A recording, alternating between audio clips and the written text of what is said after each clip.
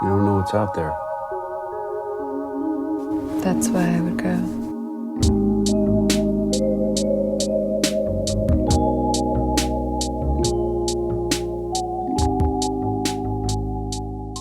Hi, and welcome back to Wild Dream, where we give you the freshest takes on the latest movies. My name is David. My name is Daniel. And my name is Danielle. That's right, guys. We have a very special guest coming back to the podcast. It is our sister, Danielle. And as the joke that we always make, and every time she's here is, yes, that is actually her name. My name is David. My brother's name is Daniel. My sister's name is Danielle. When I tell people this at work, they go, come on, what's her name for real? Stop fucking with me. The 3Ds are back, and we are back. Part of the reason why we wanted Danielle to be a part of the episode today, which we begged, I mean, we're lucky to even have her with her. You know, she's very in high demand. We had to pay a lot of money for this feature. So thank you for being here. But we'll talk contract later. We'll talk contract later, yeah. And we'll probably just pay like on a payment plan. We've had some budget cuts. Yeah, because we couldn't really afford the full appearance. We just saw Until Dawn. And I know that you and Daniel played Until Dawn together back in the day, right? Way back in the day. Yeah. This was long enough ago that, to my memory, I could be wrong here, but pretty sure we rented it. I don't think that we actually bought it. I think we rented it from Redbox. I think that that's accurate. So that's why I remember playing it. We played it during a weekend so that we could actually like beat the whole game. But I don't think we only beat it to a point of getting one ending. I think that there are multiple endings. I'm not sure. But yeah, long time ago. Was it like around the time that like the PS4 was like new and popular? I had like just that's why bought you wanted it, was because it was only good for the PS4. Yep. And we were like, the graphics are going to be insane, which at the time they were. And I did tell David that too. I was like, isn't it crazy that we were just so excited for the graphics for this, and this like before like The Last of Us and stuff? That's like really good graphics. Yeah, stuff moves fast. But yeah, that's I remember I had just bought a PS4 because I had just got one of my first like making my own money kind of jobs, and I remember getting that PS4, so I was really excited to like play all the cool new games. And Until Dawn was hyped up. It was like, hey, this is like a movie, but like you play the characters. So it's kind of funny that it's getting turned into a movie when it's already one of the most movie-esque games. Yeah, I was thinking that going into this one. I was like, you know what? This is a movie made after a game that the game is a cinematic. Yeah. You're just playing a cinematic, essentially. So, what's even crazier is that the video game has a better cast than this movie. More famous cast? Yeah. Yeah. More famous cast. Although I will say Rami Malek wasn't like Rami Malek back then. You know. Yeah, and you know, Hayden Panettiere, if you say that to like a Gen Z kid, they'd be like, "Who?" That's true. Yeah, but back then she was a big deal. At that time, it was a big deal. Exactly. It was a big deal that she was in a game, and she was bae, and she still is bae. Well, this movie, not only were we somewhat excited to see what they were going to do with this movie made after a game, and the game is a cinematic, but we're also getting David Sandberg returning to his roots of making horror movies after being a blockbuster superhero movie director. And I'll have to say, I was disappointed by this movie in a lot of ways, which is very frustrating. I think that when we're comparing it to the game, I feel like both the story and the horror of the game were better than the movie, which is like really sad. Like those are two of the things you've got to do better in the actual movie than the video game. Yeah, I would agree. I think that there were some things better in the movie than the game, such as the gore and the humor. Those were both better in the movie. Then again, you know, I do want to say it's been 10 years since we've played the game, so it's not fresh on my mind.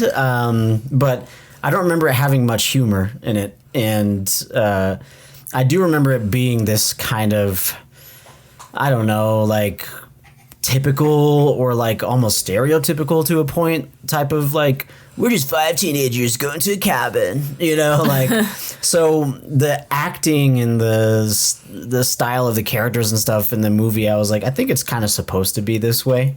Like it didn't feel like Tarot. Like Tarot felt like just abysmal in terms of performance and characters. Felt like a movie written by like 85-year-olds trying to write a teenager who have never spoken to a teenager. Like, it was that bad. Whereas this one's a little bit better, I do agree. But with that said, I still feel like this movie is for teenagers, which is a little bit disappointing. Yeah, I'm like, this is a movie not for like serious horror fans who love horror and you know, the genre in general. I think this is a movie that is for, like, I told Danielle, I said, this is the movie where like the popular kids at your high school are going to go see this movie and like come back to school and be, dude, that movie's freaking scary. I want to go see it with Jessica. Dude, she was freaking freaked out. Yeah, it's now it wasn't like a bad time. I think I had a decently good time. There was definitely a pretty bad lull towards the third act, kind of. It's honestly hard to frame it in my head, but there was a point where I was like, okay, this is the sixth shot in a row of someone just walking around with a flashlight looking at stuff. Like, and I was like, this works in gameplay because you are the person searching and looting. This does not work in film because this is boring. There were moments in the first act that I was going to fall asleep. Mm-hmm. Yeah, there was a bunch of lulls where I was just like, God, this is boring. I could hear all three of us yawning at the same time at one point. And I was like, all right. Like, this is actually like legitimately boring at a lot of parts. And this wasn't an early showing. I just want to put that out But there. also, I mean, for us, it was early-ish. Okay, well, I was gonna say, like, as sad as it is, a 1:45 or 12:45 is early for us. So 12:45. I thought it was 12:50, and so I felt bad that I made us late to the movie. Like, we missed the opening scene. Oh, Yeah. we did miss the opening scene. we did. Which probably would have made the movie 10 times better if we had seen that. So we can't even give a fair Damn review. it, we're fake. We're fake. Totally. Yeah, I'm sure the opening scene was like showing the first person to get, or whatever person. Oh, wait, you tell me that this movie has somebody No opening spoilers, scene? Daniel. We could talk about it in the spoilers part. Does Yeah. this movie have an opening scene of the first person who gets got by the mysterious force, and then the other characters end up coming into play, and then they have to do research to find out what happened to the people before them, and then because of that research, they're able to defeat the system. But then at the end of the movie, it seems like the system is still going to be around. Oh my gosh! If only we've ever seen a movie like this. Spoiler alert. I guess. Literally. Like, Smile plot. Smile plot. We did miss the opening scene, but what are okay? So just spoiler-free talk. What are some things that you did enjoy? What are some things you actually did enjoy? I mean, I feel slightly different than you guys about like the actual scare part of it. Like, I mean, it wasn't. I feel like there's different scare levels or whatever, especially with like horror movies, and you know, like I tell you all, like demonic stuff always freaks me out. Maybe more, you know, like you know, Hereditary is like one of my least favorite because of that stuff. But so it was more of like I felt anxious and like my heart. I could feel like my heart was up like the entire movie, like similar to them. Like every time they wake up, they're like, okay, what's gonna happen now? But yeah, so I liked that part of it, you know, I guess that I actually do like that it kept me on my toes. Like I was also with the characters about like, okay, what now? Mm-hmm. Yeah, I do think that the movie did build suspense in a really good way. I mean, the time crunch element of the movie's like base premise did add a little bit of suspense for me. I'm like, hurry up, like come on, like you guys gotta go. But then also at the same time, like, but wait, also, you know, like at the same time. I think that the gore was probably some of the best I've seen in a while. They had a really good amount of, like early on, some really, really intense gore. Like the kind of gore that makes you laugh, not because it's bad, but because it's so intense. You're like, Jesus Christ. Like it was so good. And they do use some gore for comedy's sake too, which I appreciated. Yeah. Yeah. And I think that the design of the creatures was really good too. So the design, there's multiple different bad guys in the movie. So there's multiple different like creatures, monsters, villains, essentially that are killing. It's almost like a Cabin in the Woods-esque, you know, where like every time it's a different thing. But I think the design of all of them was really good. Yeah, I agree. I think they almost went game level cartoony with them, but it was like, that's good. Like you want horrors to go too far. Yeah. Yeah, I really enjoyed the gore as well. And yeah, the design was pretty cool. I thought that they were going to go a little farther with some of the sets and set designs and just getting way more different in terms of atmosphere each and every day that they, which by the way, if you haven't seen the trailer, it's like a Groundhog's Day thing, like, which is a huge deviation from the game. The game has nothing to do with that. So, yeah, I did get annoyed there. We can talk about like the details of it in spoiler talk, but like, I got annoyed that they did the movie thing where they're like, they start to try and force this narrative that this is actually has to do with the main character's trauma. And I'm like, all right, like whatever, dude.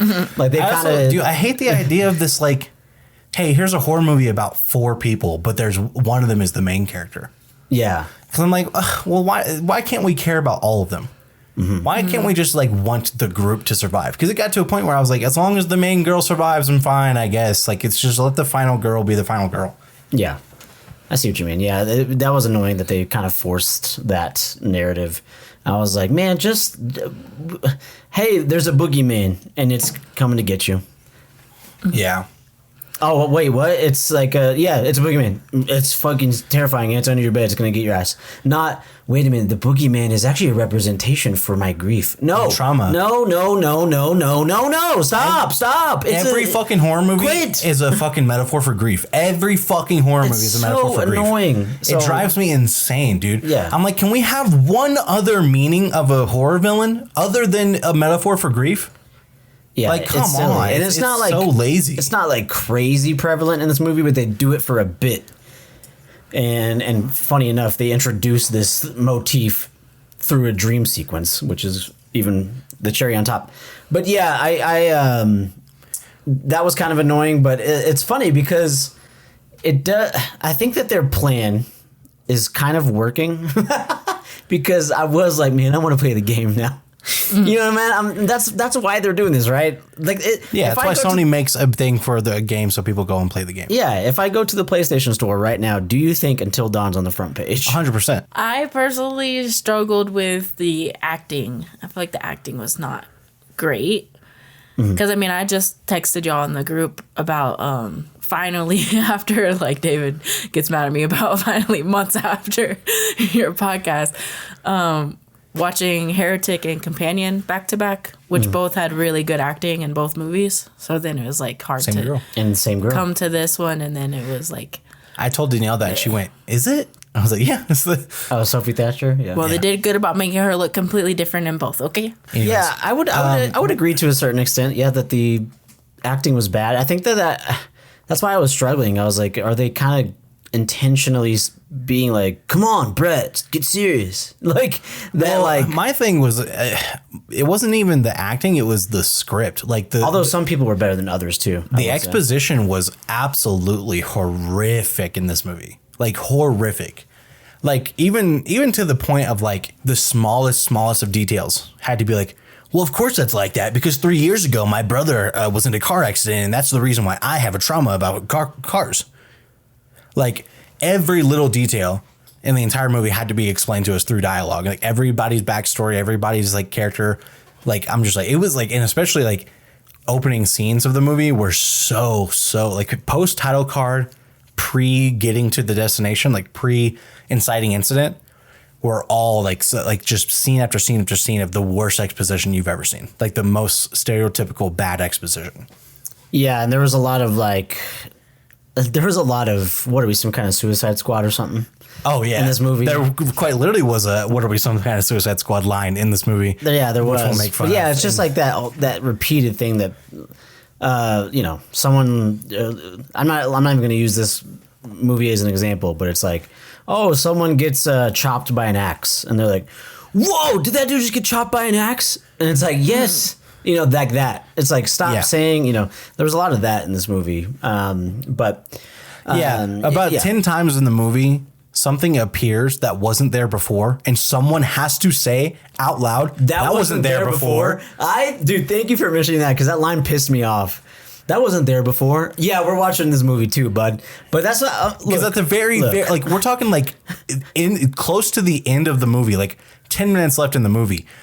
they look outside and there's a bunch of shit outside, and one of them goes, I don't remember that being there. And I was like, buddy, why are you surprised by anything anymore? Yeah, it's very annoying. But I'm just like to this point where, yes, I miss David Sandberg and his horror movies, but I also... And it is because I'm just a huge fan of his YouTube channel. I just love his horror shorts. I love that he shows the behind the scenes of how he makes his stuff. Even throughout this movie, like on his Instagram, he was showing what he could show of some behind the scenes stuff. Like, he is a filmmaker's filmmaker because he doesn't gatekeep anything, and he is very, very open about his process and sharing techniques and stuff. And I always appreciated that.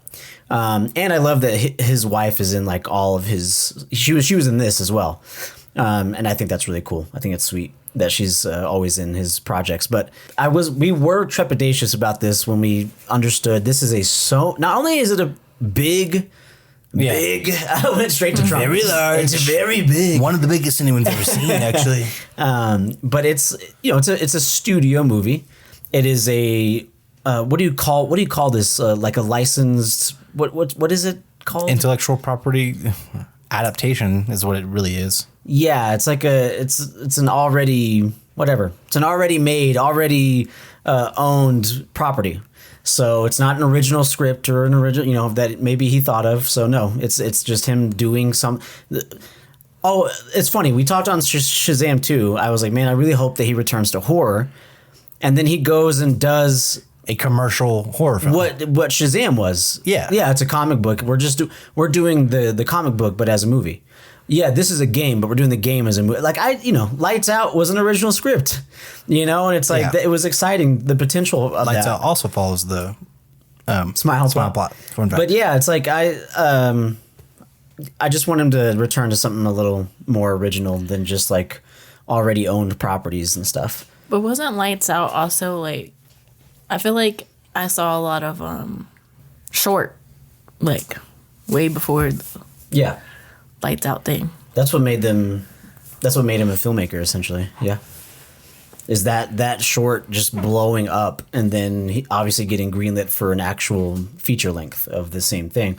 But that's what makes me curious too. I'm just like, if I can get more horror projects out of him, then I could get a better sense of like, is he just better or good at shorts? Yeah. But the biggest struggle is that, again, this is a very studio heavy movie. As we were talking about it just a little bit ago after leaving the theater, we were like, wait, is Sony just bad at making movies? Like, if not a single Sony movie is good, no matter the story or director or franchise or whatever it is, and every Sony movie just sucks, apparently. Yeah. It's like, who cares what director they get, Yeah. I don't know. Yeah, because all the superhero adjacent movie, like the Craven movies and the Venom movies, like those all suck. Mm-hmm. The Amazing Spider-Man series sucked. So it's like, yeah, what's crazy is they're so good at video games because they're like The Last of Us and God of War and, Sony's and Marvel Spider-Man, the video game. Like, all of those have phenomenal stories and incredible acting, and really, I'm like, but then you guys go and make a movie and it's fucking dog shit. Like, what is... Oh, Uncharted, like, where does the disconnect happen with this team of people when they're watching a story on a video game? They're like, this is great. And then you go and you make a movie and it's awful. Like, I don't get it. I don't know what happens there. Also, they make phenomenal technology. I'll just say that. I mean, I'm a Sony head, Sony stan when it comes to like their cameras and their, headphones and microphones, like all their stuff. I love Sony technology. So I don't know where just all of a sudden there's one thing they just cannot do. You feel like they just can't be okay with having a good video game. It's like, well, non-video gamers, we need to make a story so non-video gamers can still see our cool story we came up with. Yeah. But then it just still, just Half gets lost in the sauce because you can't really take the video game and make it a movie and it be good just because of that. Mm-hmm. Right. Because, video games also have where you have playtime, but if you, like, took away all the playtime and just did that, it might not be a good movie. That's also true.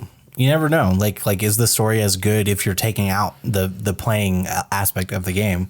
Exactly. Yeah. But that's why we have two separate Wild Dream projects. That's true too. It's because it's just not the same. So if you want to see a phenomenal video game, go check out Wild Dream Stream. But if you want to hear us talk about some phenomenal movies and stuff, then listen to Wild Dream podcast. But I think it is that different enough. I think the whole concept of turning a game into a movie is it's very difficult. I have yet to see one that I was like really impressed by. That's the thing. Minecraft movie, dude. Come on. Okay. Like Chicken jockey. La la la lava. Chicken. Anyways. The Lego movie. Is the Lego the Lego movie was pretty good. The Lego movie is not based off of a video game, though. It's game. based off of toys. Yeah. Oh, touche. Which so is Transformers. And Barbie, which got Oscar nomination. So you can make a video game based off of, you can make a movie or a video game based off of toys, because the Hot Wheels game is also badass. So you can make a video game or a movie based off of toys and it be good. You cannot, thus far, in my opinion, and especially the last couple of years, make a movie based off a video game that's actually good, because I don't know anybody who even saw the Borderlands movie, much less really enjoyed it. Oh yeah, I forgot about that movie. But and of course we've talked about Mortal Kombat before. Oh, man. Get me started. But yeah, it's just like apparently it's extremely hard, and I do wonder sometimes. I think that something I did appreciate about Until Dawn is that they were like, let's do a totally different plot take on it. Yeah. I can appreciate the effort there. I do prefer the plot of the game, but still they tried something instead of just because it's like, okay, we've talked about how I don't really want to watch the Last of Us series, and I still don't, because I have the games. But if they were like, hey, we're making a show and it's The Last of Us, and it's gonna have all the same characters, but it's only gonna be stuff that you've never seen in the games, I'd be more intrigued. I'd be like, oh, it's like bonus content. It's like DLC. Like I remember playing the DLC for the first Last of Us actually, and it was incredible.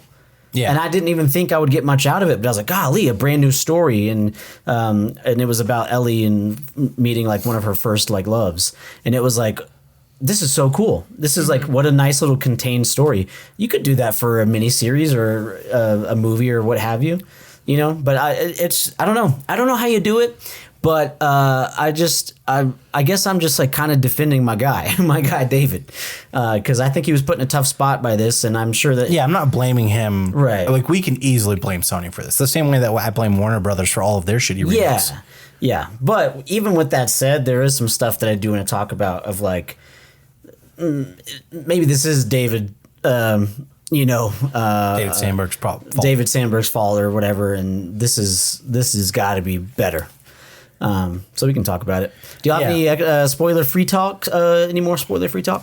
A couple of things, just real quick. The music was underwhelming, if not bad, at a lot of points in this movie. The sound design was really bad and like reinforced the idea that almost every single thing about this movie that's horror related is a shitty jump scare. So if you're going into this movie expecting to actually be like really scared by it, well, if you get got by jump scares, this is going to be a nightmare of a movie for you. You're going to hate this movie. If you don't, this is going to be a nightmare of a movie for you. You're going to hate this movie. So it's on either side of that. I'm just like, I just don't see this being for a lot of horror fans. Hold on a second. Wait, did you hear that? Hey, get out of the road, man. Hey, I'm just a normal character talking at a normal volume. Get out of the way. Spoiler alert. Hey, hope you don't mind that I do a very normal human thing where I grab you by the shoulders and scream in your ear. Hey, I just wanted to ask if you were... I hate those so much. They had one of those early on in this movie. Yeah, the truck. Yeah. There's our spoiler alert, guys. Sorry we don't do... fuck you guys. You don't listen to this podcast anyway. No one listens to this. Wow. I was about to feel bad about it, but I was like, for all 12 of you, sorry our spoiler alerts aren't fucking as... You know what? Spoiler alert. Until Dawn is about a group of friends who are trapped in a time loop. They face mysterious foes who are chasing and killing them in gruesome ways, and they must survive until dawn to escape it. Yes. Before we even get into the rundown, let's get into what we saw in the trailer that is also in the movie. And that is one of the characters saying, guys, you don't understand. We have to make it until dawn. Famously, a thing people say, not until morning, not survive. They are told you must survive the night. And he goes, oh, we have to make it until dawn. Not we have to make it until the morning. Yeah. Like most fucking people would say. In fact, they have a little like pop song at the end of the movie that plays. And they're like, just make it to the morning. And just it's the morning. I was like, why is he not saying dawn? Everyone says dawn. Right, Danielle, you work night shifts, right? So you work until dawn. Yeah, so you work until dawn. So you start in the evening and then you get off at dawn. Yeah, that's the weird thing. But I was like, what? Like, I feel like dawn used to be attributed to a time way back when, like, where everything happened at the exact same time. But that doesn't happen anymore. So it was until dawn a certain time. Because, I mean, it has, the little, whatchamacall, but... Hourglass. The hourglass. But, like... Or is it till the sun rises? I'm confused. What is it? It's until morning. What if until dawn to somebody? Like, what if the sun doesn't rise there until like 10 a.m.? That's a long freaking night. That is true. It's like, golly, bro, y'all have me waiting till dawn. I thought dawn used to be at 5 a.m. What is this shit? We're like, we are at sea level, man. The sun don't rise for a minute. Has it ever dawned on you that it's called morning, you fucking idiot? That's what I would have wrote that in there. I do. Not a single one of these early 20s characters said, when is dawn? Yeah, literally. They all just went, oh, until dawn. Okay, yeah. Yeah, no. Yeah, it's dumbest fucking lie. Dude, I gotta... Literally, what some kind of until dawn? Yeah. Dude, I gotta go home early tonight for real, because, like, I have to get up early in the dawn. I have to get up early dawn. I have to get up at dawn. Well, tomorrow dawn, I have to go pick up my niece. So, like, I don't know why. It was just so funny to me. It's like, oh, that's real perfect that he said until dawn. And then that no one, like you said, no one questions it. They're like, yeah, until dawn. And I'm like, well, okay, all right, guys. And that would have been a good comedic thing for them to do. Yeah, if they for somebody to be like, oh my God, yeah. What? 100% would have been better. When is dawn? Yeah, leading into like the monkey when he's like, your brother, because you have a brother, Your brother. Like, if they would have done that with the dawn, until dawn, yeah, dawn. It's like, yeah, dawn. Yeah, like dawn. Well, we all know what dawn is, right? And then have one character go like, you mean like morning? And they all go, whoa! It's like, they go, shut well, the fuck up. They go, it's kind of like morning, but it's more dawn. Yeah. Well, they're going to go, well, I don't know when morning is, but I do know when dawn is, obviously.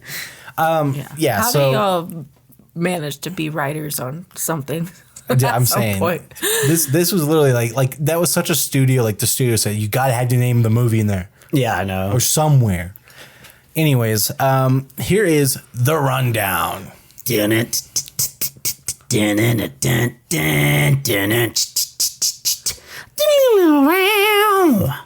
That's a riff right there. For real. So we've got a group of friends. It is 4 friends and one of the friends' boyfriends. So 5 total characters. They are currently following in the footsteps of the last places that the main character's sister was seen before she went missing. So, at the beginning of the movie, we finally find the place that the last place that she was seen. This is actually the last place. We know where she went missing. So they go to this house, and it sets off essentially, like Daniel said, a Groundhog's Day. Which, again, there's a lot of movies that have the same plot where the day resets over and over again, which they actually mentioned this in the movie. And it was a good line because someone goes, it's like that movie. And he goes, there's a lot of movies like that. I was like, yeah, very meta joke.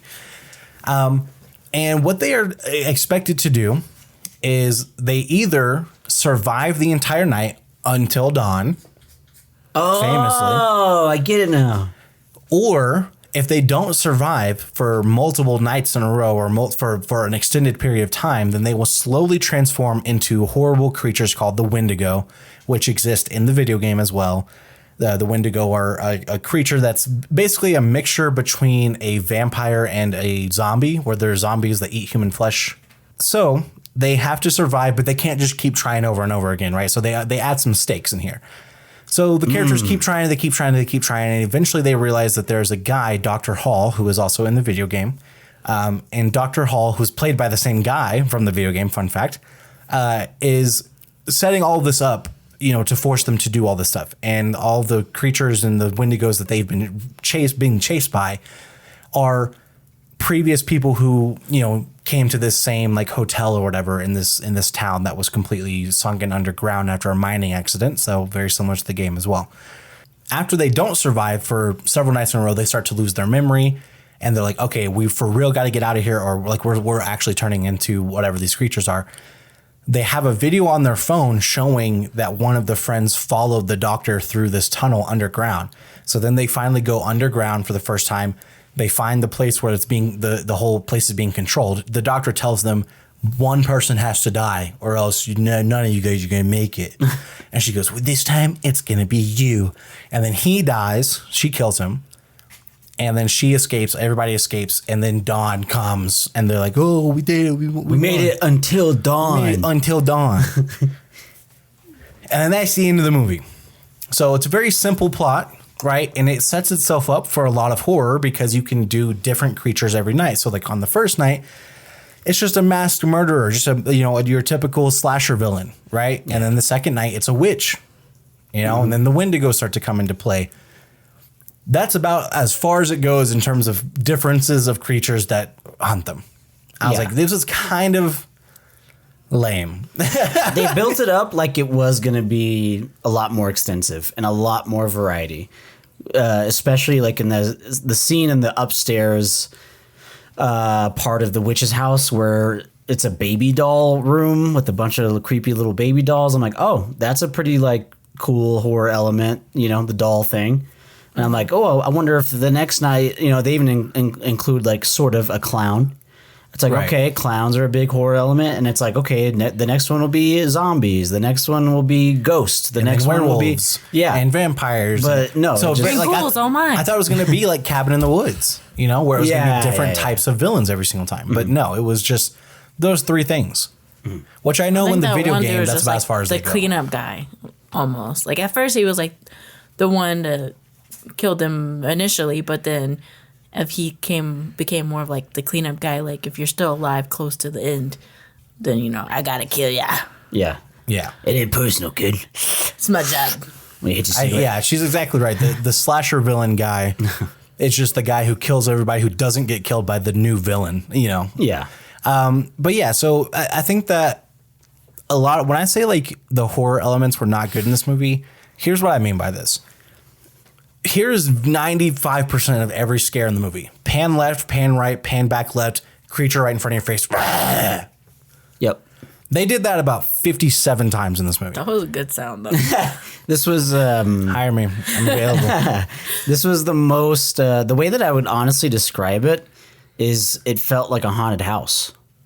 Yeah. Mm-hmm. Like you just turn the corner, turn the corner, turn the corner. Yep. Yeah, especially because some of the Wendigo designs, when they get really close and a lot more illuminated, they're very latexy and like so it really did remind me of a haunted house. I was like, all right, this is a little goofy. And that's why I was saying like, is this actually the studio going, hey, we love your ideas for some of these scares, but fuck off. We actually wanted to make it way simpler, and we want you to just put more jump scares in or whatever. Who knows, right? I don't know. I'd be hesitant to actually assume that. I think that like this, I am leaning towards. I think David Sandberg just was like, I don't know, just do this. Like he's like, they said it needs to be an hour and 40, so.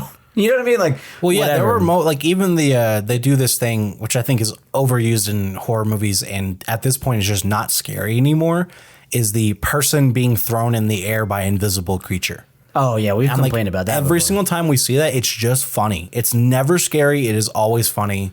Mom is someone who laughs at that every single time she sees it because it looks so silly. It's dumb. And they did that in this one, too. I'm just like, yeah, it looked dumb and silly. That just reminds me of the girl that does get thrown in the air, the main character girl, whatever, is like everything she does is so stupid and slow, and it just pisses me off the entire movie. Mm-hmm. It's like you were just drugged in the air and all of that, and they finally let you go. And you're going to slowly look back and slowly maybe try to get up. Like, fucking run. Like, I guess maybe you might be in shock, blah, blah, blah. Like, no. I'll freaking run. They finally let me go. I'm out. I'm out. It's like her fight or flight response, and she's like, neither. Yeah, she's like, I'm just gonna lay here. You're right. It's like when she wakes up after being drugged by an invisible force. Really annoying. I also agree that was so stupid, and it did get rid of it entirely for the rest of movies. She wakes up and there's like a creepy old lady witch next to her on a breathing machine, and she's like, I should go talk to her. I should go and interview her. I was like, wait, what? Hell, and then like, a lot of characters in this movie too. This is another horror trope where you just get so frustrated at like dumbass decision making or whatever.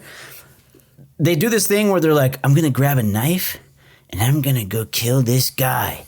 And so they go up to the guy and they're like, stab, and then they run away. And I'm like, no, no. That's not how you do this. No, even worse, bro. It's even worse because the first 4 or 5 times they do it, they go up to him, they go, stab, and then they just stand still. That's and what the I'm guy saying. turns around and they're like, shit, I thought that would work. Shit, I thought you were going to die instantly when I stabbed you in the shoulder. Yeah, let me tell you something. Also, just thinking each new one that tries at this big character who seems unkillable thinks that, oh, I'm the one that could kill them, and it's like, that's so fucking unrealistic that you just saw him obliterate your friend after he tried to kill him, and then you're like, oh, but I can do it. You're like, but I have a letter opener. And then I literally turned to David and I was like, really? You're going to try and you stab him in the fucking shoulder, like the head. What? Have you not watched anything? You go for the head. That's what it's a very, we're used to that, right? Of like, in even in action movies, but horror movies especially. Oh, I stab a person and I beat them and I kill them, but I leave the knife. I leave the gun. I leave the whatever. Like this is even more frustrating because they just like you said, a stab in the shoulder and then they stand still or run away. I'm just like, that is so frustrating because I'm watching it and I'm going, look, I was thinking in my head, you connect to movies like this. So you're in this situation. You have a great vantage point because you have a knife in your hand and the person is back is turned to you. Let me tell you something. I'm grabbing that motherfucker by the hair. By the head, whatever. By the collar. I am stabbing that knife straight into his head, and I am going to open up his skull like I'm carving a fucking pumpkin. It's not... stab, run away. No. I'm going to eviscerate every inch of flesh on this person's body and then turn it inside out and set it on fire and be like, okay, I think maybe he might be dead. Like, you know what I'm saying? It's further than just double tap, right? Mm-hmm. No, this is like, you need to, when you started getting, does no one watch scary movies? You don't want to just put them on the ground to buy yourself time. No. You want to like literally decapitate them, dismember them, and then remember, sometimes fire apparently is the only thing that breaks a curse. So then go ahead and set it on fire too. Yeah, because it's like, do it all, and then holy water, and then drown it. Like in the game, they say that you can only kill a Wendigo with fire, and they don't try fire a single time in this entire movie. I'm like, do they just not have access to any fire? I'm like, you're gonna tell me none of these people are smoking weed? Really? There's no lighter in the car? Losers. There's a 0% chance that these crystal girlies are not also smoking weed. Like there's a 0% chance. Actually, they might be on ketamine, but yeah. But that's something that I told David in the theater too, is like I'm tired of movies, scary movies in general, where I have to go in knowing that the concept of characters in scary movies is that they've probably never watched or played any scary movies or games ever in their life. So they have zero common sense. And there's only one part in the whole movie where it did mention something that is more realistic. Cause like they usually do it if it's a parody scary, or a comedy scary movie, where she like opens the doors in the basement and sees like a creepy dark hallway and she just closes it and she's like, no thanks. Yeah. Because that is more realistic. It is. Like, and fuck that shit. There are multiple moments that are funny, like legitimately funny, that were intended to be funny. And that's where I could see some of that Shazam, where I was like, dude, Shazam was so funny. The first one, yeah. Bro, I'm serious. Like when they're trying to face these villains, I'm just like, shoot down the virus. Like the video game had guns. There was not even a gun in this. So every attempt that they had at killing the villains was like null and void because we know the Wendigos can't be killed with anything but fire. And then, there's no fire in the entire movie. And then at the end of the movie, they finally killed the slasher guy by using his own sledgehammer against him. And that was one of the best kills in the entire movie because the gore was fucking phenomenal. Mm-hmm. Mm-hmm. I actually kind of wish that the slasher guy got more kills in before the end of the movie.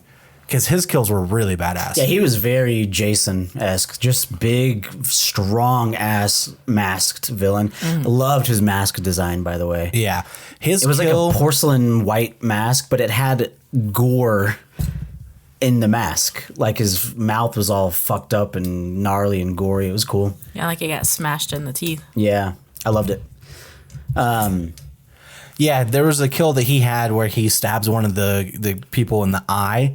And then as he pulls it out, the eye is still like stuck to the stick. It was so fucking gnarly, dude. I loved it. Like that was the first gore in the movie too. Like what a way to introduce it. Well, there was the bifurcating too. Oh, before that. Yeah. That was a really quick cut though. You could barely see it. Yeah. But yeah, I know what you're saying. But still, yeah, the gore in this movie was really, really good. I actually like the design of the Wendigos too with their teeth. And I know that they were like really based on the creatures in the video game. Like they look very similar. They're just a little bit like more human. Whereas in the video game, it's like, and I kind of like that too, because in the video game, they make it seem like your entire body and everything completely changes until you're just. Yeah, because they're almost like spidery. Yeah, they're I'm like, why are their arms? Like, I get like, okay, they would turn into some creature because of cannibalism and because of a curse or whatever. But it's like their arms are longer. Like Harry Potter werewolf. Yeah, exactly. Whereas in this one, it was like, oh, they actually have their human bodies, but their heads and faces have changed. Their eyes are more dilated because they hunt, looking through the night, and their teeth are more gnarly because they only eat human flesh. Like all these things, I'm like, okay, I like that, but they still keep their hair, they still keep whatever. Because in the game, they even do a stupid thing where they're like, well, this person, we know that it was them because they have a tattoo. I'm like, okay, yeah, no, your wingspan is now 180 inches and you're fucking 12 feet tall, but your tattoo is still intact on your arm. What the fuck does that, like, what is that? Like, it doesn't make any sense. So in this one, I liked how they made that change. I actually good artist. I prefer that. Yeah, I'm about to say, yeah, that's good tattoo artist. That is a fucking ad right there. Hey, my client turned into a Wendigo and that tattoo stayed intact. It still looks great. Yeah. But yeah, I'm like that's one of the changes that they made from the movie to the game, or from the game to the movie, that I actually really liked, is that the Wendigos still look like the people that they used to be. Mm-hmm. Which also causes some tension with the main character because she sees her sister.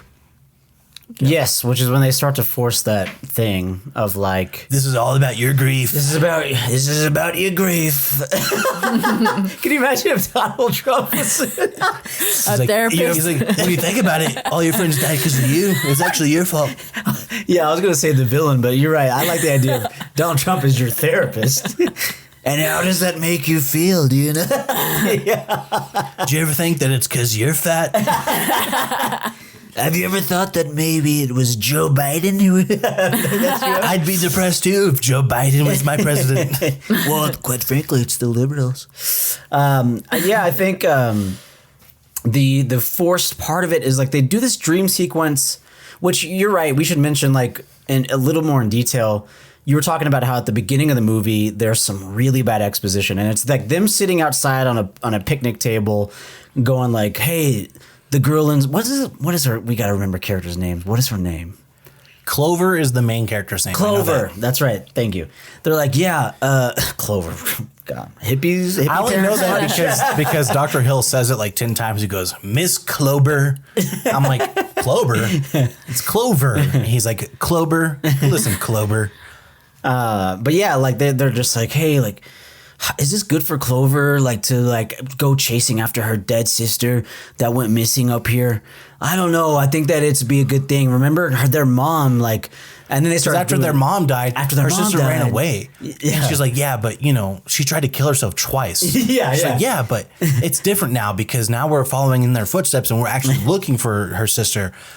And then they also do this thing where they're like, they're like, yeah, well, as if you're any better. I mean, you can't even be alone. And she's like, what do you mean? She's like, well, you had a boyfriend before this guy, and that only lasted 3 months, and then a girlfriend before that only lasted 3 months. Wait, remind me, how long have you guys been dating? And you're like, 3 months. He's like, yeah, at least hopefully she'll break up with you when we get back home. Also, is it?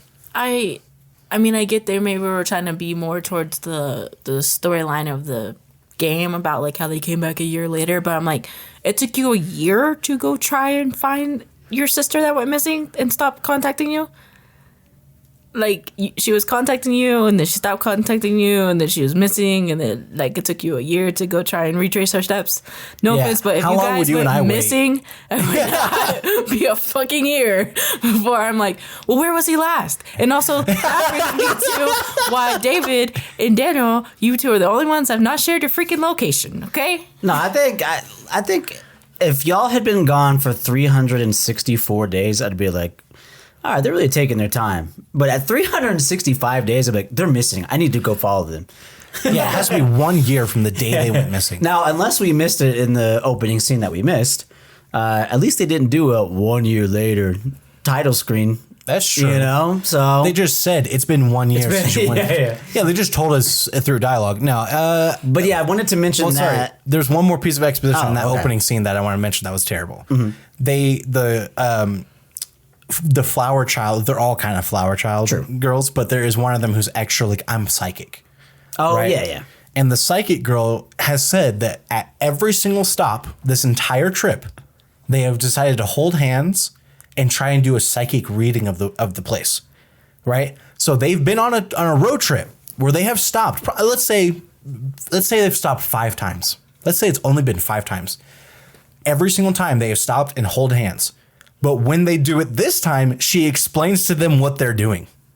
She goes, we're going to hold hands and we're all going to think, remember, it's like a television or like a radio. And sometimes you cycle through the channels. And sometimes I'm like, have you not done this 5 times already? Honestly. Why are you explaining this to them? Yep. Like, you don't have to explain this because you guys have done this every single stop.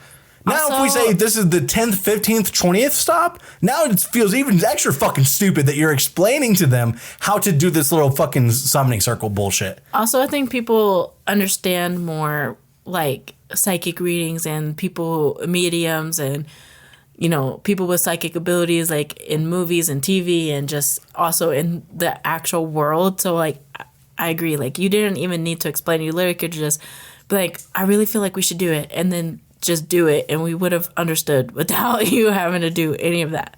Yeah. For real. Yeah, it's silly. But I wanted to mention that because of that. They go so far as to not only explain Clover's life, but then before Clover's, like, an extra layer.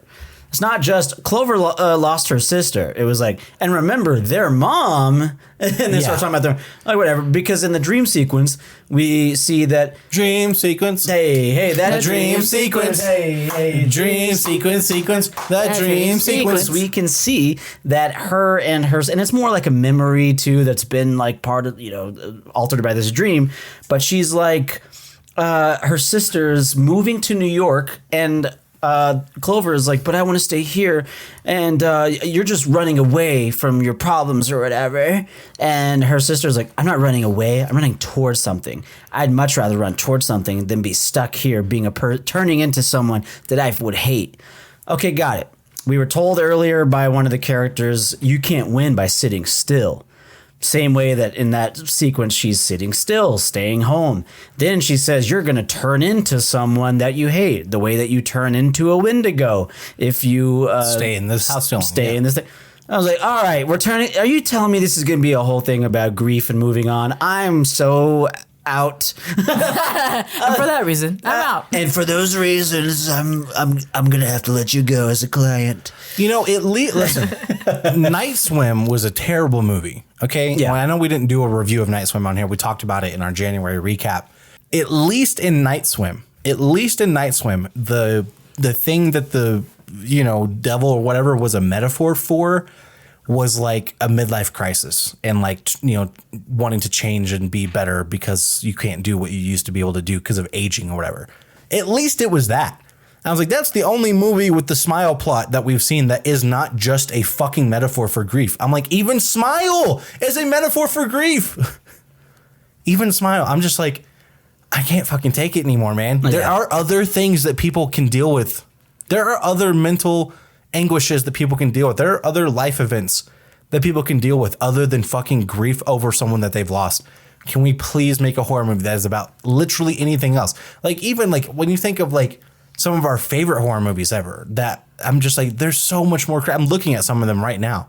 You know, they're just so much better. Like even, you know, you take Sinister, like someone who was a has-been, you know, and he can't get over the fact that, you know, he's not as great as he used to be and trying to reclaim a part of fame that he lost. That's a fantastic motivation for a horror movie, for someone to go too far. When you like Get Out is another great example of that. Midsummer is a breakup movie. That's just a movie about two people breaking up, and it's a fantastic horror movie. I'm like, there's so many other things. Stop making every horror movie about grief. Well, why can't also it just be people that ended up in this crazy thing that has never happened to them before and them trying to figure it out and like just wanting to survive? Why does it have to be? They were close. They want to survive because he's religious, or he wants to survive because like he loves her and doesn't want to let her go. Like, why can't it just be, I just don't want to fucking die here. Okay. Yeah. Which is like what Friday the 13th is. It's literally, I don't want to die because I don't want to die. Yeah. Like, and like, what's wrong with that? A good classic slasher movie that's just about, I don't want to die because I don't want to die. Like, come on. That's fine. Yeah, and how like something I wish they would incorporate into movies, especially if you're going to do a video game adaptation, is there's a lot of fun, at least in would it translate that well to movies? Who knows? But I'd like to see it tried. But there's so much fun in video games when you have a boss fight and you figure out what the weakness is, and you're like, oh my god, it's that glowing thing on his back. You have to shoot that. Yeah, that is never incorporated. It's like that. It would be really fun for, instead of, wait, the way that we can beat this monster is by accepting our past. It's like, enough of this bullshit. How about wait, it's the fucking glowing thing on his back. Shoot it. You know? Yeah. Like, why can't it be, oh shit, it was fire. Fire's the only way. Like, that would have been cooler. Yeah. And then it would have been them trying to figure out how to make fire in this house where they don't have any lighters or anything. I can make some fire here. Give me a beat. Hey. Oh, brother, this guy stinks. That's my opinion! I'm just saying. I would have loved to see that. But that's where that, like, I'm just fatigued at this point. I really am. I'm just like, it's the same motif in all these horror movies. It's just like, wait, the way to really beat this is to accept the past and move on from my trauma. Like, okay, I think that's why we've had a couple of reviews where we've gone, man, I was really hoping that this was going to go in like a serial killer direction. But then it ends up being like ghosts and goblins. Goblins, dream sequences, apparitions. Ghouls, oh my. What do you call them? Psychological hallucinations, all that stuff. It's like, I think it's just because we really miss just the simple idea of this thing is real and it does exist. Yeah. Get away from it or get got. Right, yeah, like even at the end of this movie, they almost did something like that where the main character was like, wait, so this was all in my head? He goes, no, it's real. It's real. Yeah. I think that they realized that if they did the whole this was all in her head thing, that we all would have been like, oh, boo, get the fuck out of here. Tomato. Yeah, like it would have been awful. So, that's one of the ones that, like, it's like, not only did they force this, but they tell you through dialogue, oh, all of this is about your grief and your mental anguish. Like at the end of the movie, like Dr. Hill literally says like, oh, all of the monsters and everything, it's all manifested from your mind, from your grief and your whatever. Like he goes, the witch is a metaphor for this and the serial killer is a metaphor for this. And she's like, what the fuck? What the fuck? And so we were thinking the same thing. Yeah. We were like, okay, cool. So no room for interpretation. They will tell us through dialogue what all the things were and what they were a metaphor for. That's what's funny is that, he does this whole like, this is from the witch is born out of. Now I think he's Trump because you said that earlier. Actually, the witch was born out of your mind, and And the Wendigo is, it's about your anxiety, which is very fake, by the way. Not a real thing, but that's why these monsters are here. And she's like, You sure about that? You sure about that? That's why? drink up. He's like, yeah, of course. I mean, I didn't do fucking shit. He's like, yeah, you thought this was just aimless, bad creativity for me? No. The witch is, your nervous ticks. And, let me get this straight, dumbass! everything that ain't happy is just because of me, not you. But he couldn't explain the spontaneous combustion. So Yeah, what was that a metaphor for? He's like, Drinking the water. He goes, that's pretty rare. That was rare. That was weird that you came up with that. He goes, oh yeah, we found out about that today. When you guys drink that, we were like, whoa! We were like, What the fuck? We were like, something went wrong. We actually had our programmers laid off on that one. So yeah, this was so like, yeah, that whole thing with the Dr. Hill was just like very, I was like, okay, we're forcing something into the movie that's based from the game so that the people who play the game goes, oh, that's the guy from the freaking game. Oh my gosh. Yeah. But then it would just be, it's like, it's so Cabin in the Woods coded. Like, that's the thing is I'm like, Cabin in the Woods did it better than this. And I don't even like Cabin in the Woods, but it's like, it was better than like this, where he was like, yeah, I don't die here, but I created the mythical idea of the Groundhog Day thing, but like, that's not explained. But it's like, I didn't want that to be explained, but then you guys say, well, this guy made it. And I'm like, how did he create a impossible thing? yeah. It gets like that whole scene is where I was just like, oh boy, end this movie, please. Like it just they threw way too much into it and tried to They tried to make sense of something that doesn't make sense. Exactly. It became so convoluted, and I was like, dude, move the fuck on. Make it to dawn, dude. But yeah, it was just, I don't know, like, and especially when you start getting towards the end of the movie, when I'm talking about these jump scares, it just becomes extra bad. Oh God, because they have this sequence that I actually really liked the idea of this, which is when she's walking through, and like, so they're walking through this underground city because they're saying that there was a mining accident and the entire city got sunken underground. So as she's walking through, she sees a traffic light. I'm like, yeah, that's a pretty scary thing to see when you're walking underground. You start to understand the scale of things, right? And there's like this whole fear. I know there's a fear called like sumochronophobia, which is like fear of things sunken underwater. Oh, yeah, that's the new Tyler, the Creator album. Okay. That was pretty funny. That was pretty good. If anyone knows what chromacopia is, I mean, it's a really niche joke, but it's funny. Also, that's going to age poorly when he comes out with 3 more albums. Honestly. Yeah, you're like, the new Tyler, the Creator album. Anyways. I'll leave it in there. That was funny. Okay, I'll leave it in. But I get one per episode. there's got to be a fear of this too, right? Like someone has a fear of things that are underground, like because the sumochronophobia or whatever it's called isn't just like a fear of things underwater. It's a fear of things that aren't supposed to be underwater. It's like when you see like a car underwater, it's like, okay, like there's a fear of that. So there's got to be a fear similar for this, right? When you see normal everyday things that are completely sunken underground, that actually created a lot of tension for me, where I was like, man, if that fear exists, I might have that, because this is like really unnerving to see a traffic light like sunken underground like this. And it's blinking red. And like every time it blinks, it's completely like lights up the whole room. And then when it goes black, it's complete blackness. It was done really well. I was like, if this was in a haunted house or whatever, it would be really scary. But I was like, but I know exactly how they're going to use this. I was like, I know exactly what's going to happen. It's going to blink and it's going to be lit up. It's going to go black. It's going to come back and the thing's going to be right on screen. And it's going to go, yeah. That's exactly what they did. So I was like, I'm like, I can't even enjoy this horror element because I know you're not going to use it right. Mm. Yeah, it would have been kind of cool to see, and maybe I'm just overthinking it, but it would have been cool to see that effect used in a further way. Like, imagine like the thing comes back on and the entire room is now different. I was saying, like, so far, at no point has any of the Wendigos like expressed like not being able to move or continue on with light. So like, oh, all of a sudden this one is like can only move in the dark.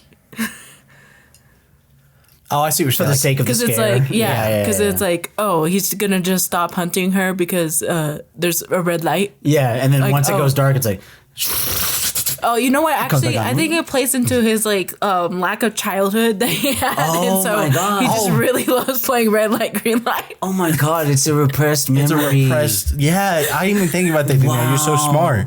10 out of 10, actually, the movie's really good. The movie's actually really good. yeah. Yeah, but I see what you're saying. Like, it's very inconsistent. Yeah. A little And- too telegraphed. And in the game, they do explain that that's the thing. A Wendigo is like a combination of a zombie and a vampire because they eat human flesh, but they only hunt at night. Hey, I'll give Clover. I'll give Clover kudos for this one scene where that she was actually able to shut the fuck up, like when she was trying to hide, because the entire oh my Dude, gosh, Danielle was going crazy during this. I yeah. was losing my freaking mind every single time she is hiding. She is loud. The whole point of hiding from people that are from creatures that are haunting you based off your sound is to shut the fuck up and don't breathe so loud. And every single time she's hiding, and she's like talking, not even whispering, talking, screaming, 100%. all the things. Not gonna lie. No wonder they found you. I'd be cooked, man. I'd be at home and I'll just be like, God damn. I had a joke in my, when I used to do stand up, I remember having a joke saying, I'm so fat, sometimes I get out of breath just from thinking too much. And it's like, that's really how it is. Sometimes I'm just so winded up here in this elevation. I'd be so cooked if we had a monster like this. I'd be in the corner like, they'd be like, But oh, Danielle damn, you is- must be nervous. I'm like, what, about what? Bro, Danielle is so right about this though, because this main character for real, like she talks or like actually speaks during every scene of her hiding, even to the point to where when they're all together, they have a flashlight and they can see down a hallway, like way far down, that there's a Wendigo, like way in the distance. And someone's like, what is that? And she's like, shh, you're not supposed to speak. I'm like, she's Like, don't "Shh, move. don't say anything and don't move. Don't move. Don't say If you don't move, then they can't. I'm like, bitch, shut the fuck up. You just shushed them. You just shushed your friends and then went, yeah, you're not supposed to do that. I'm like, bro. And yeah, it was driving Danielle crazy. Like there was a It's like scene us playing Repo when I'm warning you guys about the shotgun guy. Hey guys, watch out! boom, dead. Yep. Hey, he's bang, dead. Yeah, and yeah, so like there was a scene specifically that Danielle was like rolling her eye. I could feel her rolling her eyes because her and her boyfriend like get away from the Wendigo after they run or whatever. And as soon as they hide, she's like, I don't know what happened back there. And he's like looking around everywhere, and she's like, Not even. She was like almost freak out, scream talking and everything. And I'm like, and he's not even trying to shut her up. Like he must really love that chick that he's like, because he looked worried, but like couldn't tell her to shut up because like she's going to find us. Well, I did want to mention a couple of like instances, extra instances of like the humor actually working. Because I really did think it was a good bit that he's like, wait, I found a videotape, and he puts it in and it's porn. And I do remember that. Yeah. Nice, man. And he's like, fuck, there's another one. Let's try this one. I thought that was And the so second funny. one was actually like an explanation. Exactly, because we play games all the time, and that is how you find out information a lot of the time. I mean, go watch my Resident Evil 7 playthrough, you find videotapes that give you some backstory and lore, and so Even in Visage, you find audio tapes. yeah, audio tapes, No, not Madison. Visage. I meant to say Madison. Madison, yeah. So it's like this is an actual video game element, but I love the idea that wait, what if it's not always perfect and you find a tape you don't want to find, So I thought that was really funny, and there are a couple of other jokes too that were intentionally funny that worked, which I really appreciated. So the humor was good when it's not super frequent, but it works when they actually try it. Yeah.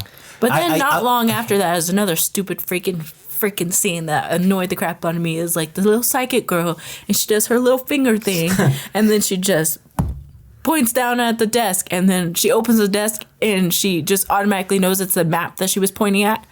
Like you didn't think like maybe it was something underneath the floor, or that she's underneath the floor. Also, or, yeah, she's dead like, psychic because she knew something was in a drawer. Yeah, But she was then, like, all that stuff in the drawer, there's multiple things in the drawer, and you just automatically knew there was the map that she was thinking about. And by the way, the map doesn't help them at all.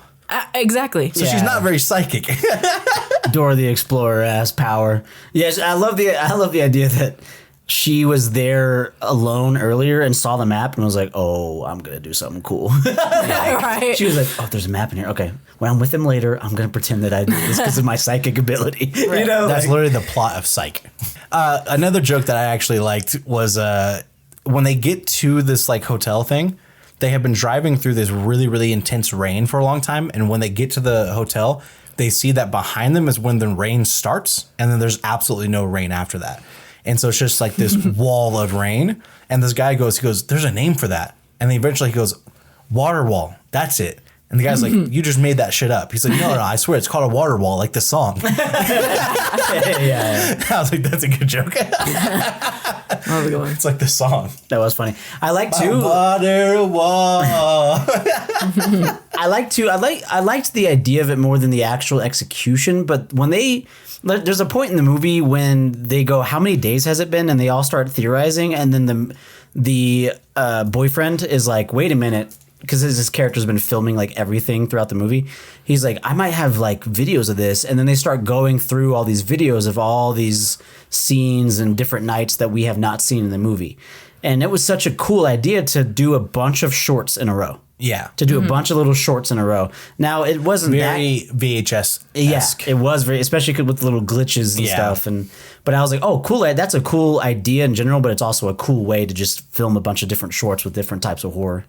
Yeah. And so I was like, I'm going to try and steal that in some kind of way if we ever make anything. Also, still kind of dumb for me. Maybe I'm just like glass half empty over here. But like, okay, so we find out that it's actually been 13 days, and it's like, yeah, you can like make them have to repeat the day, but you're saying like, what, did you charge his phone in between each time too to make sure he could still video record? Yeah, if the video stays the same, why is your battery life not change? Like your phone would have been dead. You're like, oh, you have signal? Yeah, maybe the phone is born again as well. Every day. Born again! Sorry. Marvel Rivals. Marvel Rivals. It wasn't the least fun movie ever, like by any means. I had a decently good time. I will say that unfortunately, it felt longer than an hour 40.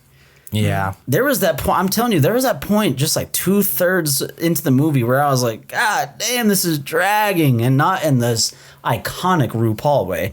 But I was just like, but I was like, it was killing me. I was like, man, this is a lot of feels that. So long. I feel like is the stupid mistakes and stupid thing, like The repetitiveness. just prolonging the scene anytime it's the main character by herself. Like just her going so slow in everything that she does.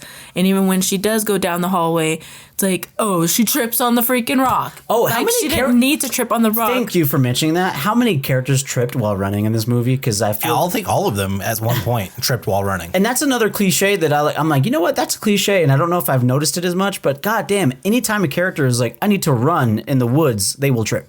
Yeah. Yeah. They will trip. And she was even walking slow on the rock. But yeah, and just slipped.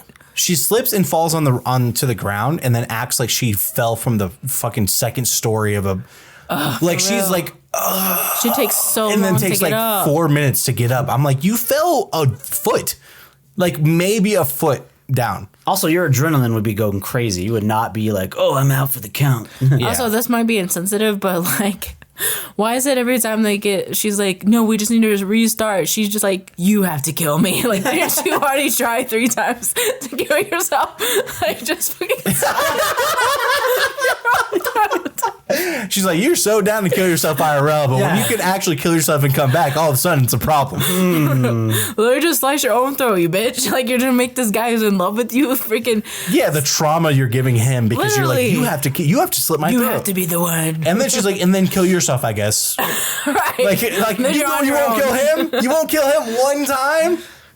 Yeah, I feel you on that. I was like, come on, you're forcing him to kill you every single time you want to restart, but you won't let him kill himself. You won't kill him so he doesn't have to kill himself. Literally. Anyways, but yeah, also he at one point he just drinks the water, and I'm like, yeah, that's what I would do every time I wanted to restart the night. Literally same. It's an instant death. Smart. Like, come on. Anyways, Oh yeah, that scene was great. By the way, we didn't mention that scene, but that was Yeah, the scene where they wait, and the scene where he says until dawn instead of until the morning. But also, it seemed is- like when the water got on them, they still exploded. So why didn't they try that either on anyone? Yeah, why didn't they just fill up a cup of water and just throw it on a Wendigo and see if they would explode? Because one of them does explode. I guess they all sip a little bit of the water. But I do remember in that scene thinking like, wow, the first guy was like, gulp, gulp, gulp. And then everyone else was like, they like, it was like they drink the water like Liz and Liz drink the yogurt water. They just lick the top of it and go, that's good.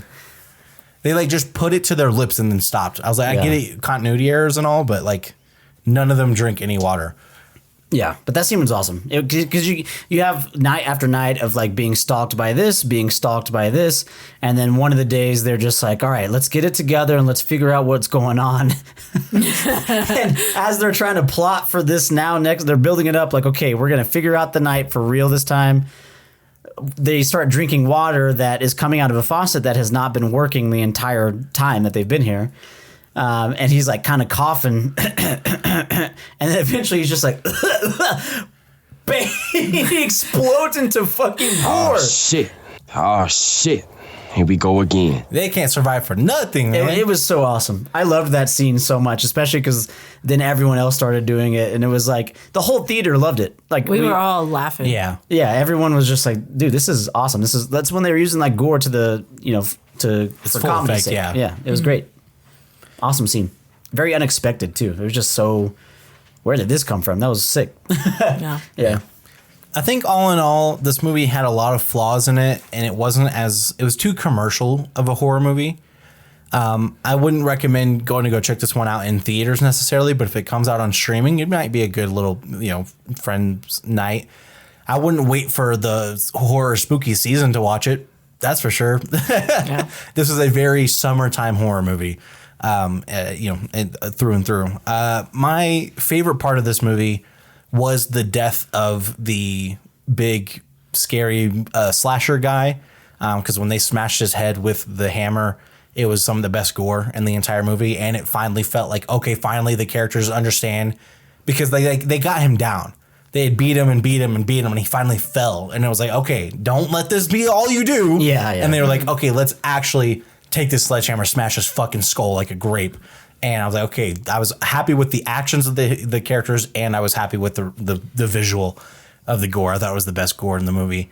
My least favorite part of this movie, the dream sequence was bad, but I really, really do think that it is the exposition. And if this counts as part of the exposition, I will say specifically the 2 times that a character saw something that was not there before and out loud said, that wasn't there before. I don't remember that thing there. Wait, none of this was here previously. Yeah, buddy, we fucking know that. And you haven't figured that out yet? Okay. Us waking up because we got murdered the night before, that's probably pretty usual. But that right there, that's new. There's a wall of water that's magically there, but that house was not there. What the heck? They didn't even try to go on the Ferris wheel. They didn't even try, bro. That would have been fun. But yeah, it was really stupid. Like those Also, lines drove me fucking crazy. This is a random thought. What's new with me? So you remember Potato. when she went into the rain and then saw that huge creature and then just never came up again? Yep. I don't know, but I loved it. I love that. I thought that was that you never saw him again. That's when I was like, wait, this is like Cabin in the Woods. Like there's a different type of monster both in design and scale, like no matter where they go. I thought that was sick. I was like, dude, that. So I guess it does suck that it didn't come back into play in a certain aspect, but I also thought it is kind of funny that they just showed it and they were like, all right, that's it. That leaves a lot of mystery behind it. I thought that was so cool though. I loved that part. My favorite part of the movie was the most fun I had during the whole movie was the body explosion scenes or scene. I thought it was great. And that gets pretty gory too, especially with the psychic character getting slowly exploded limb by limb. So I thought that was awesome. It was so funny and so unexpected and so like big, and I loved it. I thought it was a lot of fun. And then my least favorite part of the movie is, I guess, a little bit of the pacing for sure, but also the repetitive jump scares. It's just, if you're going to do a bunch of cheap jump scares, have them be different. You know what I'm saying? Like, It was the same monster. it's the exact same. Yeah, just pan to a Wendigo's face going, "Ah." Like, okay. Like, if I'm yawning during a jump scare, brother. I thought the rocking chair was some of the best actual horror in the movie. Because that one was a chair rocking slowly and then he turns away from it. And I thought that it was going to be, and I even like mimicked it. I was like, watch, it's going to go like rocking really fast now or whatever. And they didn't do that. Instead, it starts rocking again. He turns around and there's a creepy fucking clown there. And then he does a, I've seen horror movies before move where he takes the clown and just fucking kicks the shit out of it. He goes, fuck that thing. Yeah. I was like, yeah, that's what you should do. Anyways, Danielle, what was your favorite part of this movie? What was your least favorite part of this movie? say that too. Favorite part, I do think that a lot of the comedy breaks were good. Yeah. I mean, obviously the explosion was a big comedy one for sure. Like, you forgot the part where he he knows he fucked up with the water because he starts coughing and it goes in his hand and you see like blood and tissue in his hand and he just wipes it. He just wipes it on the curtain. Yeah. Yeah, it's like, Literally. it's like really gross. Yeah, it's like, disgusting. Yeah, that was really funny. My least favorite part, can you guess it? The freaking main character. Just the main character was my least favorite. Everything she does is dumb. Yep. Yeah, even yeah, she they could have survived night number 2. I should probably mention this. Night number 2, the psychic girl gets possessed by a demon. She goes into the room where all the missing posters are and she like can speak everyone's voice as she points at the different pictures. And then she turns to her friends and goes, "Don't let it in." And then she passes out. And then the next thing they hear is knocking at the door like, "Hey." And then it sounds like her sister going, "Hey, let me in." And she's like, "No, don't, because that's not your sister." She just said, "Don't let it in." She's like, "No, it's for sure my sister." And then goes and runs out of the door. Well, it's I'm actually the guy who does it. Yeah, the guy is the guy who's in love with her. Yeah. But she The was going to do that. The simp. Yeah. Yeah, those Yeah. idiots. That guy is a fucking hard simp. Yeah, he is. That's literally his character name should have been the simp. Dude, speaking of the biggest simp part of the entire thing, it's not just him, but also like the 3-month boyfriend when he's like giving her his hand and everything and is like, "You have to survive this night." I'm like, fuck her, she just stabbed you.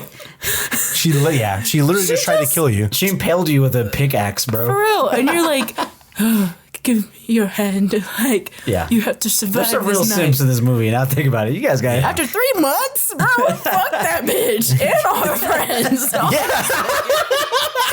Fuck your friends, man. Fuck you, ain't no dumbass. Yeah. Fuck out of here. You got a good point. Yeah. Yeah, I feel you. I'm going to give this one a 3 out of 10. Probably closer to a 4 than a 2. I don't see myself returning to this one, personally. And I thought the game was better. I hate to score like this, but whatever I gave Smile 2, I'll give it a half point more than that. So if that's a 4, then it's a 4. If it's a 3, it's a 3. I would watch this again before Smile 2 because it has more redeemable qualities. But yeah, it's not. I did not like this movie. It was bad. And it's not one I want to watch again, but I would definitely watch it for at least certain scenes over something like Smile 2, which I don't ever want to fucking see again in my life. I give it like maybe a 2 out of 10. I feel like it could have been way better if they would have added more comedy to it and just made it a comedy horror, like a parody type comedy horror, like, again, a parody of the whole, oh, this movie, there's a lot of movies like that, like it would have been better. One of them starts trying to learn piano. Because I felt like Groundhog Day. it leaned more towards being able to fix it that way than trying to fix it by actually making it a good horror film. And they said that me and Dave were harsh on movies. Our sister don't play around. Yeah, but she also listens to a lot of Wild Dreams. So. Well, I also just watched like a bunch of horror films this whole weekend, and some of them from 2002 that were better than this. So Yeah. Yeah. Fair. Like I said, I don't think this is a good horror movie for horror movie fans. Well, that's all we have for you today, folks. I promise we will do a part 2 once before the end of the year. I promise you that. But What is it, April? But the problem is with this one is all of the trivia is like, this is like the game. This is thing in the movie, and then the game is in the game too, which is fucking lame. Okay, let's get better trivia out there. But that's all we have. We are streaming all the time. All the time. All the time. You can catch us streaming. We also just did a Just Chatting stream recently, which was a lot of fun and had a lot of participation from the people watching the stream. So if you're interested in something like that, then come and check us out. We're always posting. You can find us at Wild Dream Pod on Instagram, TikTok, YouTube, and you can also find us at Wild Dream Pod on Instagram. If you want to get involved in the conversation, let us know what you thought of this movie. If you went to go see it, let us know what you thought of this episode. If you listened all the way through, our next episode will be our 100th episode. Holy shit. So the next episode we do will be the 100th episode extravaganza. Extravaganza. We will be posting on our social medias on how you can participate in our 100th episode extravaganza. No pressure to anybody, but the last time we did this, nobody sent anything in, and we temporarily canceled the podcast. No pressure. No pressure to anybody. But the existence of this podcast is riding on your fucking shoulders. If you are listening to this right now and you're thinking, I like this show, I don't want it to stop, maybe go check out our Instagram and find out how you can participate in the 100th episode extravaganza. We are very excited for this. This is a big milestone for the podcast, and we would like the 100th episode to only be the first 100th episode and then eventually a 200th episode, or it could be the last episode ever. But until next time, we love you. We kiss you. Good night. Make your choice.